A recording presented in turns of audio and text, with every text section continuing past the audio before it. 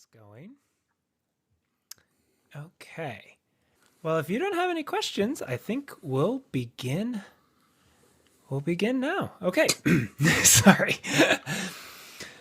Rhyme or free, it doesn't matter to me. It's my bad poetry. Good day, and welcome to My Bad Poetry, a podcast where we take a deep dive into our poems from youth, yesteryear, or even yesterday, always asking the question, why in the world did I write this? I'm Aaron. And I'm Dave. And today we have with us a flash fiction editor and writer with a new short story collection out now called The Monsters Are Here. But they are here to discuss a very different kind of beast. Lori D'Angelo, welcome to My Bad Poetry. Thank you. It is great to have you on. Is there anything that we might have missed in that very short intro that you want to share with our dear listeners? Not really. I mean, I do write poetry too, and also fiction. So some of my poetry is not bad. Some of it's like published, but yes. Some of it is. So. Right. We like to celebrate the good poetry, but on this show, we celebrate the less than good. But I did want to ask, I read in your bio that you have an MA from, is it Pittsburgh Theological Seminary? Yeah, I do. Oh. After I graduated from college, I got my I guess it's BSJ in journalism and English. And so then I was going to try to become a religion reporter. Then I just liked school, so I didn't actually end up doing that at that point in time. However, I did go back to school with the intention of basically studying religion for that reason, because I wanted to write about it, like news articles and stuff. But I actually might end up having the chance to do that now. So yeah, there's a possibility that I could write those articles finally that I wanted to write all those years ago. Oh, that's awesome. Yeah. I met my husband there. He's a Presbyterian minister. So, nice. Yeah, I'm just getting there because I actually was raised Catholic. So I went to a Protestant seminary because I thought it would give me basically more knowledge of traditions that I wasn't maybe as familiar with. So sure. Just kind of the Reformation, the Radical Reformation. And then just kind of and then I did take I had a Jewish Christian dialogue class, and Pittsburgh has a large Jewish community too, so it's pretty cool to be able to learn about that too. So when I was there, yeah, that's so cool. Yeah. Well, I fear we could talk theology all night, but we have brought you here to talk about bad poetry. So, yeah. Dave, how about you bring us into the realm of bad poetry with whatever you have hastily written for our show this week? Okay. Are you ready? Yes. This is a poem I am calling Off the Dome. I forgot to write my poem this week, and I decided I would expound and wax poetic.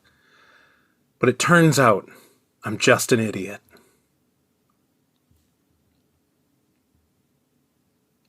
Fiend? Is that it? That's it. I suspect, Dave, we are catching you off guard in the fact that behind the scenes, we're recording this way earlier in the week than you are used to. Yeah, I started a new job today, so everything is thrown in chaos, and I had it on my calendar to write a poem and then didn't. Well, Lori, what did you think of Dave's free verse? I like the dome, but then I wasn't didn't go in the direction that I thought. Because I was hoping, more science fiction. Because sometimes I write science fiction, and I was hoping, it would be dystopian, and I was just not feeling that. You are expecting way too much from me. I can barely rhyme words. Such lost potential. Such lost potential. But I mean, I feel like the dome does have potential, but a little surprised by the direction that went, To wax poetic and to go beyond the dome, you could get very dystopian there. Yeah. There are some interesting concepts there. I take that to mean that I am a genius, and that you think I am one of the greatest living poets. That's what you're saying, Lori? Yes? Well, I mean, there's a lot of poets have died recently. That's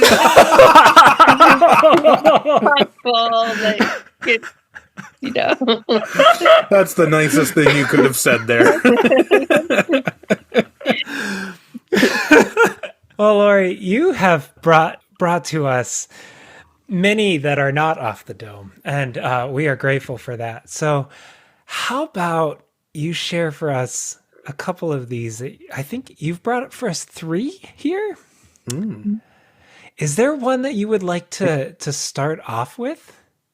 Okay, I could share Thursday if you want, because I feel like Thursday has some messed up metaphors. Like, they don't completely work. Like, they just are all over the place, and so it's kind of like...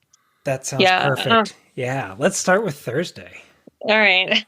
Thursday is a bad in-between boyfriend. A job you take for the money until you find something else. Is eating generic cheese puffs when you want real Cheetos. If Monday is a Diet Coke, Thursday is a Coke Zero. Not as bad as the worst substitute, but not as good as your favorite English teacher. Thursday is your junior year. You weren't a lowly freshman, but neither were you a commanding senior. The class everyone looked to for direction. If Tuesday is the February of weeks, when you feel used to beginnings, Thursday is November, the month everyone just wants to get over on the way to food, family, and delight. So, I mean, I just feel like it's like all over the place. It's kind of like, I mean, I don't think it's completely bad, but it just is like, I don't know. The metaphors are just... wow. Yeah. Lori, what do you have against Thursdays? Yeah. Well, apparently, it's not Friday. It's not, it's just kind of like it's there, but it's not great, I kind of get it. It really is that day that you just kind of want to skip past in the week. But still, this was harsh for a day. I know. I think I was just having like a bad week. Probably. I don't remember when I read that, but I was kind of like, then I went back to it. And I'm like, I feel like some of the metaphors are just not consistent, and it's just like all over the place.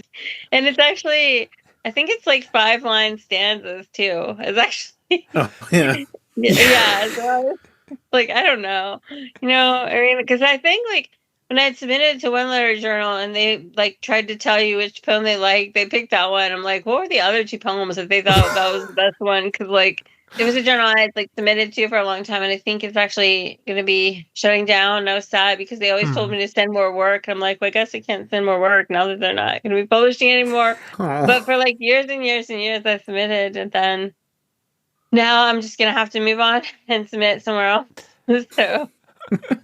So I see what you mean here, because with the 5 lines, some of the times you choose to run with like a very brief metaphor. Like at the beginning is a bad in-between boyfriend, and then immediately you go to a job, and then you go to generic cheese puffs.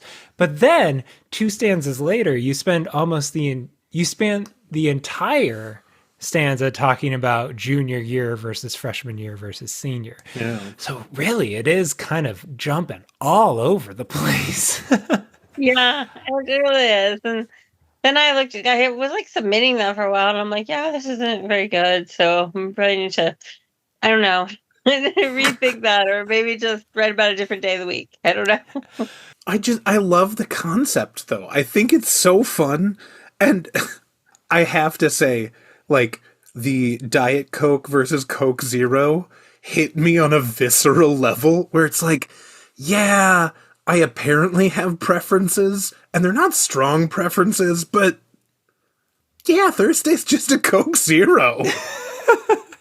Yeah, I mean, because basically, like, Thursday, you're not done with the weekend. And if you're just like, if you're stuck in like kind of, a week that's bad or a job that's bad, I think everyone's had bad jobs where you just like really want to get to the end of the week. No. And I can't remember. I was probably writing it, and I've had a lot of jobs that I felt like that about. But you know, so I don't remember exactly. I think I read it a couple of years ago, but I don't remember exactly. So what you're telling me is this poem does not have like a visceral like memory attached to it. There's not something that you're immediately drawn back to, like you wrote this on a rainy Thursday in the middle of the No, I don't winters. know. Yeah, I'm not really sure. Apparently, it was just like a bad week, and I was just annoyed because it was Thursday. I mean, but I don't remember like the specifics of it. So Wouldn't it be hilarious if you wrote this on like a Sunday? yeah, I think it was probably a Thursday, but Yeah. Yeah. Okay, so I'm curious because you think some, if not all, of these metaphors don't land very well. Is there a metaphor that, as you're reading it back, you're like, yes, that one still works for me?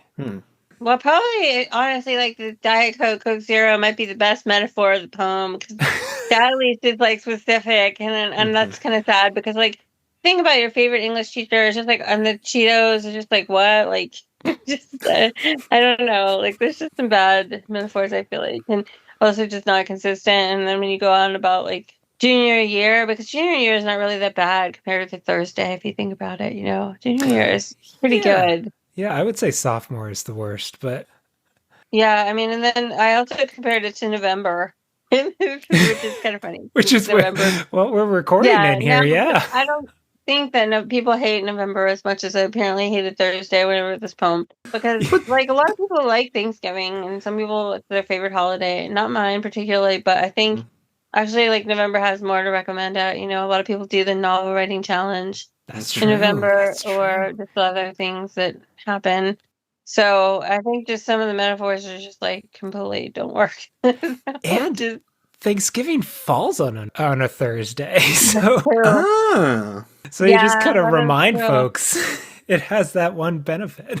Well, the one thing that's really annoying though about Thanksgiving being on a Thursday is like a lot of people still have to go back to work. It's like if they don't have Friday off, it's like, yeah, you get a Oh, holiday and then you have to go back to work. Right. especially folks in retail. Yeah, Ugh. Yeah, yeah. and yeah, and then it's like really it's just frustrating to have a holiday for one day. That's like, yay, it was great you had because actually this year I have to go back to work on Friday, so like, yeah.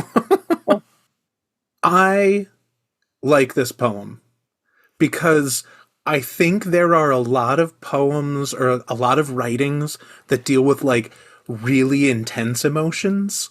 So like there's a song called Gloomy Sunday and it was written by a Hungarian guy and when it first came out there were people who like fell into pits of depression after hearing this song because it just like punched them in the gut. But like this is like a through line of normal. Not not like a big angry emotion, not a massive joyful emotion, but just, Thursday. It's bland, but that's what Thursday is. I think you nailed it. Maybe I could use some more revisiting. I don't know. Maybe I should try like a poem about every day of the week and see if because I feel like maybe it'd be better if I have more specific metaphors. Or I don't Sure. know. Not sure. That would be kind of fun to try and personify each day. And Uh, see then if Thursday had like more personality then because like in some ways Thursday's not that bad because like basically the week is almost over so I mean like I don't know you could argue that like Tuesday is worse because it's very close to Monday and you're like you've got a whole bunch of days left in the week versus Thursday you just because like Wednesday is like a hump day so people are yeah. like only 2 days left so Thursday is just kind of like okay once this day is over you just have Friday and not everyone is on the Monday through Friday schedule either. So clearly, it would have had to been written at some point where I was really looking forward to Friday, but that's not always the case of how like people's work weeks actually work. So Very true. You mean everybody's not working for the weekend? Unacceptable, Aaron. I'm sorry. Dave, to get back to your comment about how this is just kind of the middle of the road, would the youth say that this is mid? Okay, this is a dumb thing, Okay. but I just watched a 30-minute YouTube video yesterday that was talking about how language changes and how now mid, which used to mean middling or okay, is now an insult to being. So, like, rather than being a 5 out of 10, mid means a 1 out of 10. But it's the middle. So So we've shifted the yeah. Thursday is not mid. Thursday is meh. Meh. I'm not cool enough. I am not cool enough to keep up with slang. So Lori, what I'm hearing is if you were to add a next stanza, you could be like, if Wednesday is mid, Thursday is meh. Maybe so. Yeah, I don't Maybe know. so. Yeah. Oh. I am thinking, though, that Thursday is October, because I love Halloween, but it's right at the end of October, so you have to make it through October to get to Halloween. You have to make it through the whole day before it's worth it. And Yeah, I think but with Halloween though, you can do because so my book just came out on Halloween, but then it was like a scary storybook. In some ways, I was kind of like, well, maybe it would have been better if I released it earlier. Basically, the bad thing is like once you get to Halloween, like you're not allowed to do those scary things anymore. Whereas like you can do them for the whole rest of the month, and it's fine. So you can like have all that build up. You can go on ghost tours and watch the ghost tours and watch scary movies and do all that, and then like suddenly, and even with the Hallmark Channel, I think it's like before Halloween, they start showing like Christmas movies. I'm like, Yep. no, like go away with the Christmas movies. Like just like stay in your lane over there, and like November, like the end of November, like not the beginning of November, like not like Halloween. You like one day you have like Michael Myers, and the next day it's like mistletoe and moonlight. No, don't do that. You wanna put your flag in the ground and say the monsters are here. Yeah, and then you need to stay away with your elves and your Santa hats until like later. But actually, I have been some stories that are Christmas stories too. So it's not like I hate running. Yeah, so I even have one about a Christmas gnome that ended up coming out on November 1st. Like, I don't remember last year or 2 years ago, but in the last couple of years.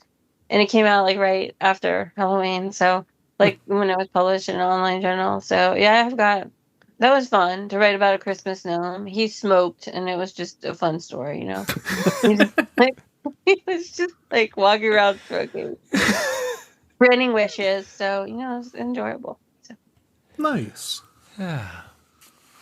Well, have we explored every angle we can for this Thursday poem? I think it may be time to move to Appomattox. Okay. Yeah. Another poem about a different day.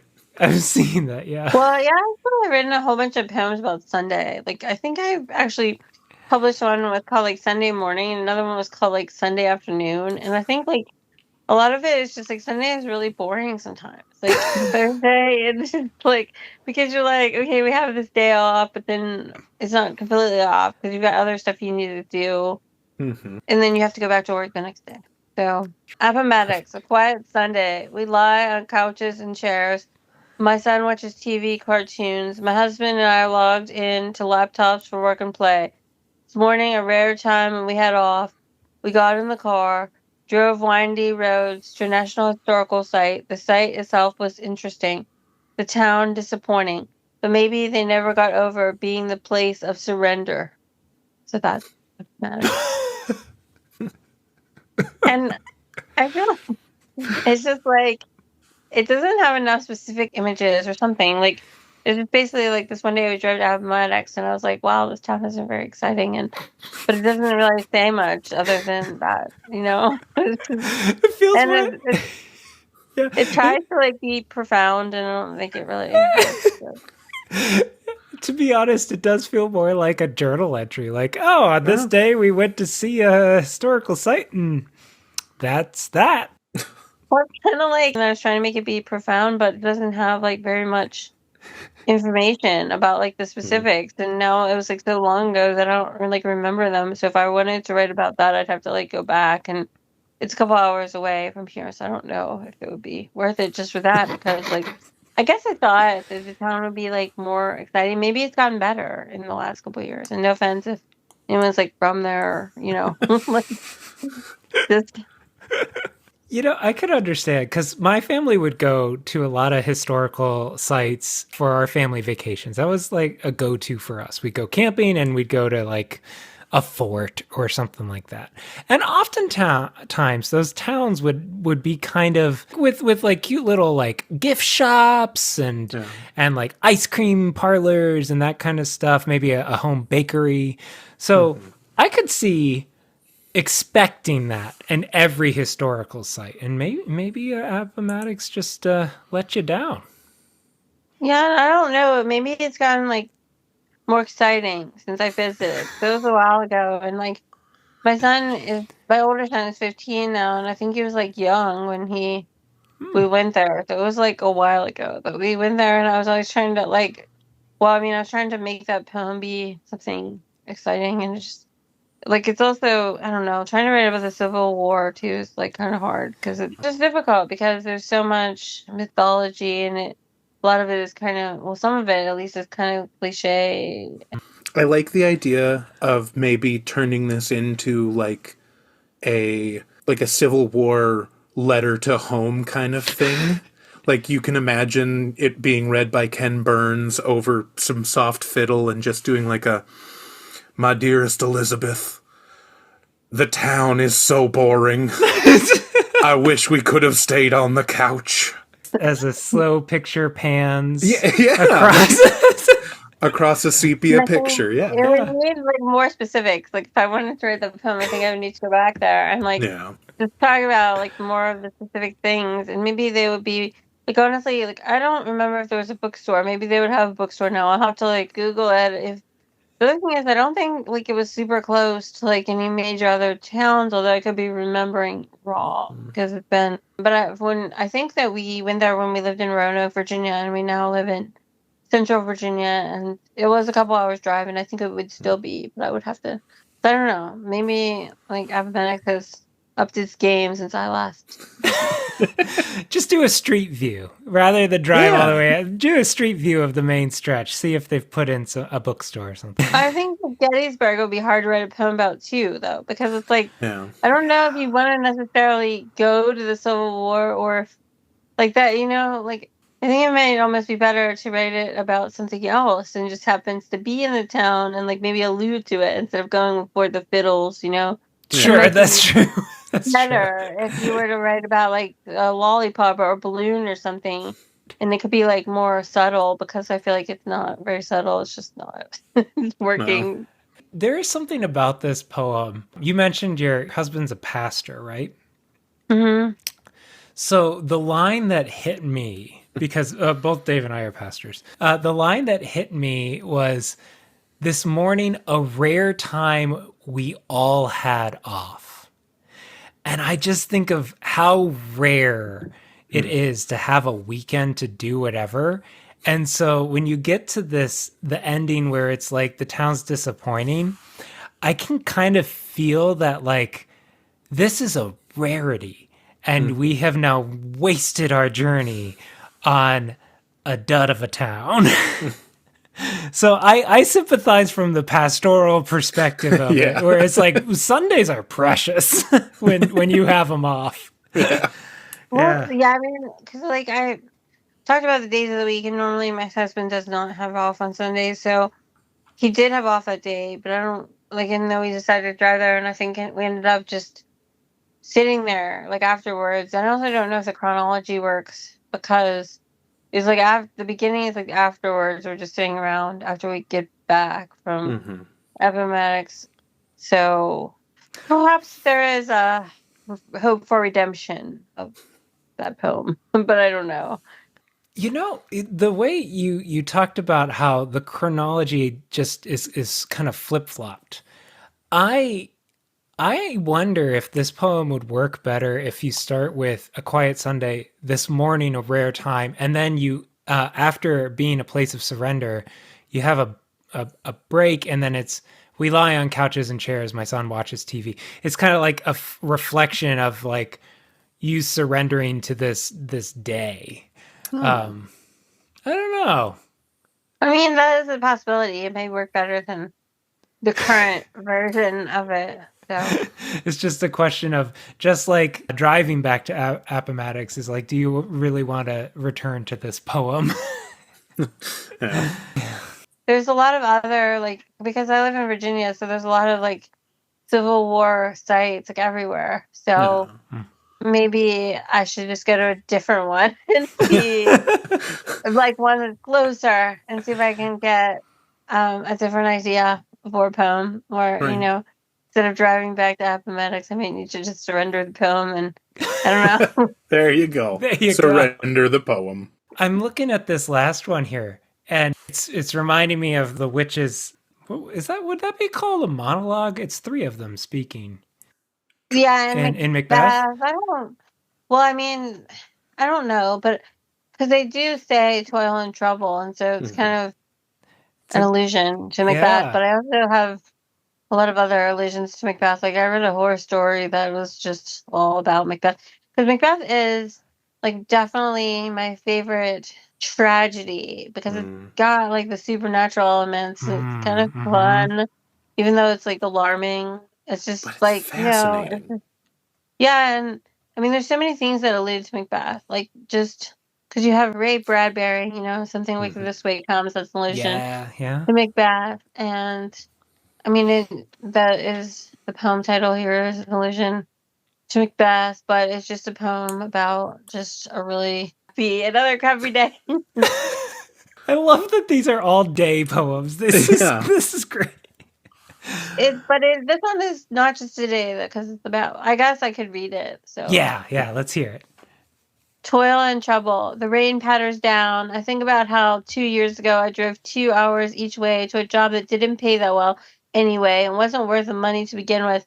We took calls we didn't know how to handle. I wonder why I haven't written about what I wanted as much as I thought I should. Life has a way of pushing down those already falling. Those who sit atop the old gum tree seem to only rise higher, so high they don't see the rest of us tumbling down lower. We bruise our ribs, crack our bodies on clumps of rocks, but up there where it's flat, they don't have to climb up hills. They don't even remember how to. So it's kind of depressing. Yep. Definitely. Kind of. Well, I will say that I have written more since that poem. Like, I think I definitely was like not writing as much when I read the poem. And then, I mean, I did publish a book. So eventually I did get there. And Right. But it was just because the job I'm referring to is when I worked in health insurance and I was like in a call center and it was just like call after call. And sometimes you really did get things that you like, wait, what do we do for this? Because it's like so complicated and we had training, but it wasn't very extensive. And this is a whole mess. And I was like, had a really long commute because I was reading about when we had moved from Roanoke to Central Virginia and I was driving back to Roanoke. So it was like 2 hours each way and it was just really horrible because I was trying to find like another job and I hadn't yet and I couldn't afford to quit, but it was like also just awful, like with that terrible. Yeah, that is And I think like eventually I could have worked remotely. However, where we live now, we don't have like very good internet because we're in a rural area. And I also just knew that I like did not want to do that job and remotely. Like I'm like I would not want to like go to work. I'd be like, sorry, I'm hiding under the desk today, even if like drive there. I think I worked there for like February to September, and then I ended up finding a job that was closer. okay. So, sometimes I've had to have jobs that were not like my favorite, but they do give you material, and I'm also big refers to the kookaburra sits on the old gum tree. Yeah, I wondered why that song, why that illusion. There aren't gum trees or kookaburras in Virginia. I mean, well, I think it's just because I used to listen to it like people singing to me as a child, and so it's just like a song from my childhood that I just thought about, and it was just like this depressing poem, kind of like about how life is just difficult sometimes, and I don't think the song is meant to be depressing, although I don't know, because half the songs from your childhood, like I always thought that Little Bunny Foo Foo song is like super depressing. Yes, like, I feel like to be some redemption for Little Bunny Fufu. Like, I always was like, this is terrible. Like, it made me sad. Like, I know it's not supposed to be sad, but I feel like it was sad. Like, it was just, I don't know. I was like traumatized by the songs. Like, so I was just having that conversation with my wife because I was singing Five Little Monkeys Jumping on the Bed. Oh, yeah. And the end of the song is just, nope, they're all hurt now. The end.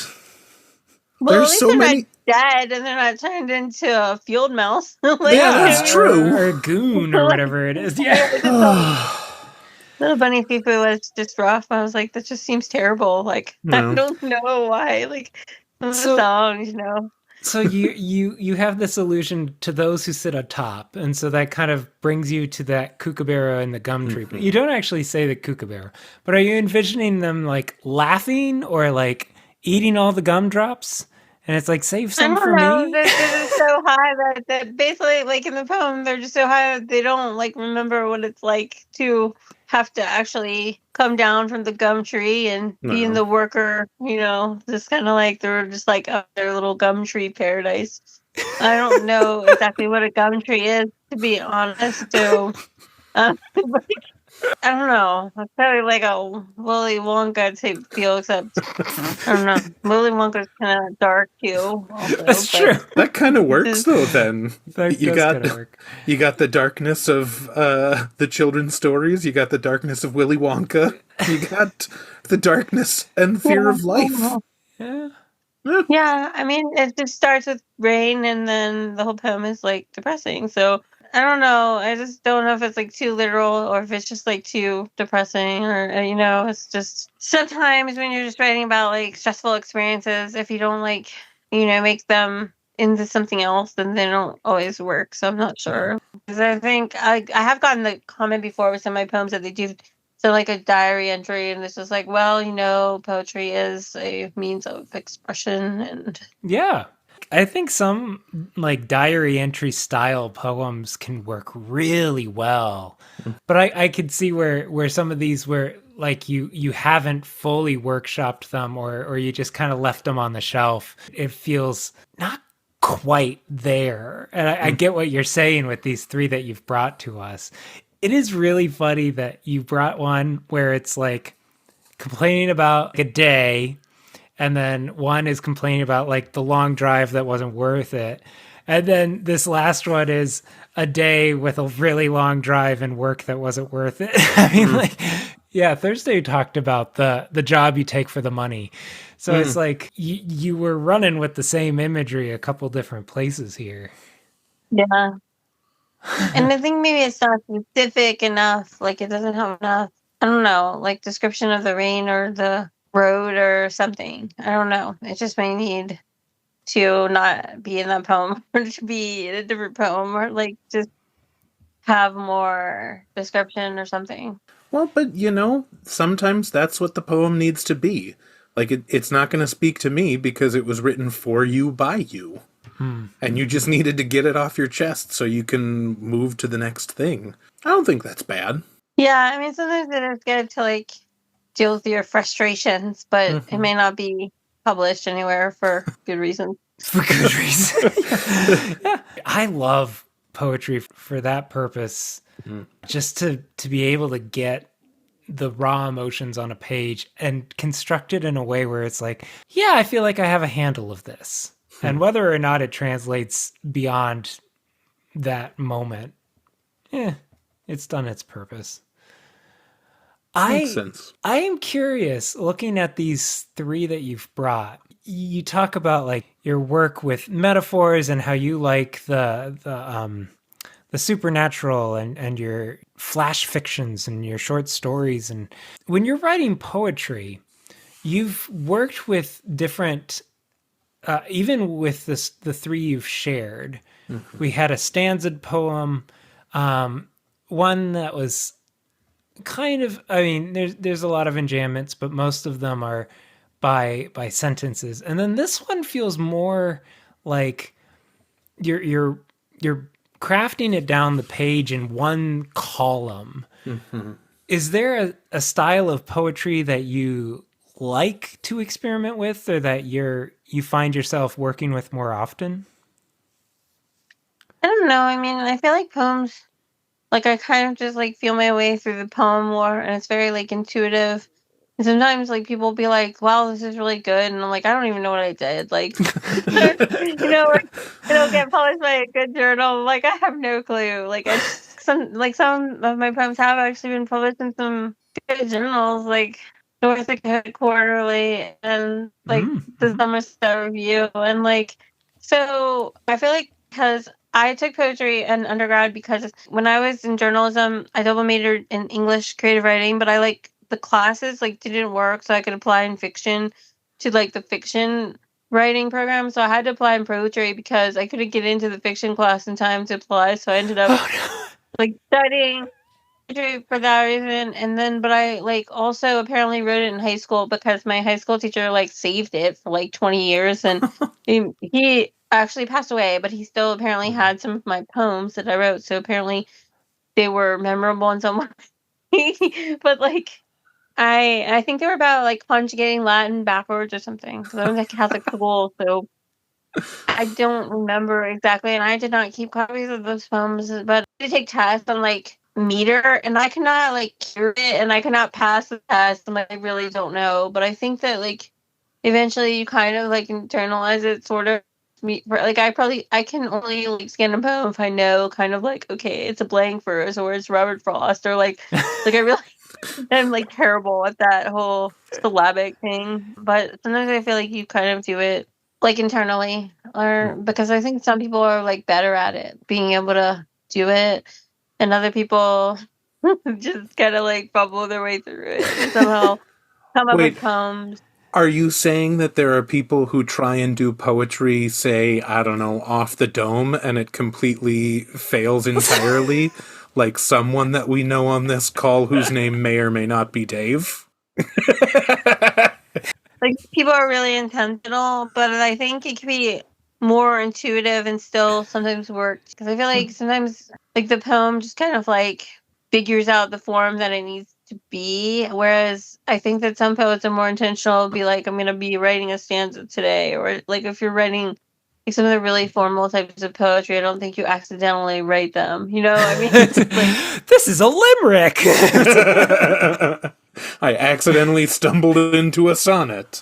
well, Yeah. I do think that you can write a 14-line poem, and then you're like, oh, it's 14 lines. Well, it's kind of sort of like because there's like a lot of things that are just 14-line poems now are considered sonnets, because I feel That's like true. there's some more leeway with certain things. So you could kind of, sort of, but you probably wouldn't accidentally write like a Shakespearean.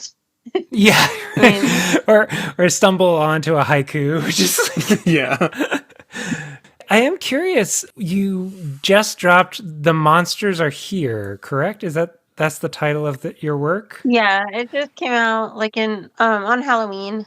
So Yeah. yes. So, what inspired you to write those collections? Where did that kind of come from? Well, so when I wrote my MFA thesis for fiction, like in 2009. Well, so it was kind of like a mix realistic stories, like literary fiction, and then some like fiction that had magical elements. But like one criticism that one of the people on my committee had was that it wasn't like uniform. Like it was kind of like, okay, now we have death at the Kroger, and then the next story is like a completely literary story with this just like completely normal. And so it was kind of like what is going on in this collection because it wasn't so the monsters are here I feel like is more thematically unified, although it does actually include multiple genres, but a lot of them are speculative, so it's got like Ah. science fiction and like stories with elements of horror and stories that are just elements of like surrealism or magic, so it's like more uniformly speculative, and it's got like flash fiction, and like some of the pieces are more like a prose poem, and others like just are more like this is a story. Like there's a bunch of stories about creatures. Like there is just a story about a monster that's not specific. Like the monster type is not named, but it's a monster. There's a story with a vampire and a werewolf, and a couple, actually two stories about witches. There's a mermaid story, and like two stories about like psychics, and just some stories that aren't necessarily about a specific creature, but like there's a story with a murder and a story where someone ends up returning from hell and like just things like that. Nice. Okay. I'm stuck on the returning from hell part. I'm very curious.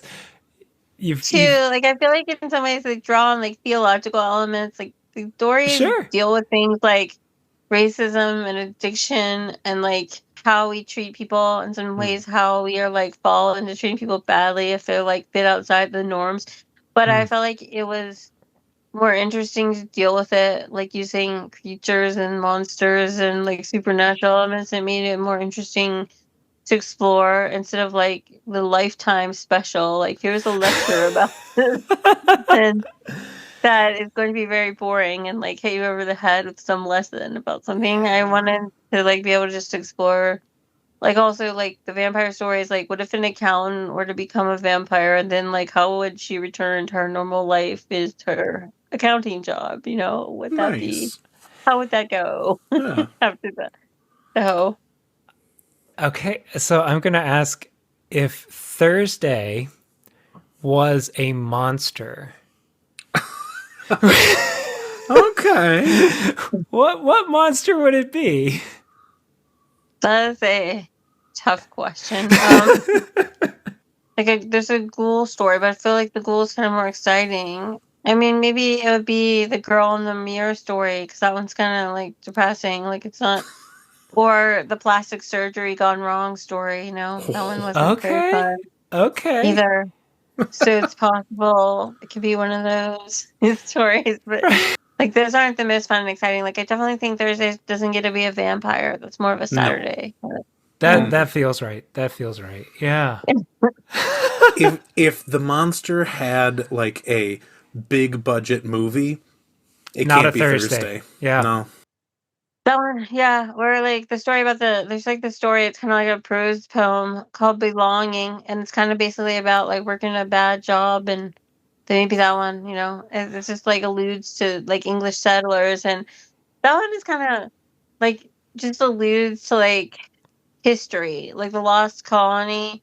Then it talks about like working kind of like a concessions retail job. So I don't know if the Civil War poems maybe need to have some elements of retail with the Civil War, and then it could be more exciting. Like blend those together. Maybe those poems would make work better. I don't know. That Like, short story sounds like a perfect kind of capstone of what you were trying to do here with like a yeah, Civil War poem, a part-time job, and then even that speculative of the lost colony of Roanoke.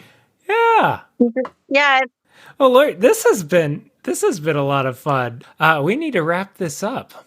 But before we let you go, we here at My Bad Poetry, we end each week with the words of a true poet. So would you be willing to read for us another one of your poems?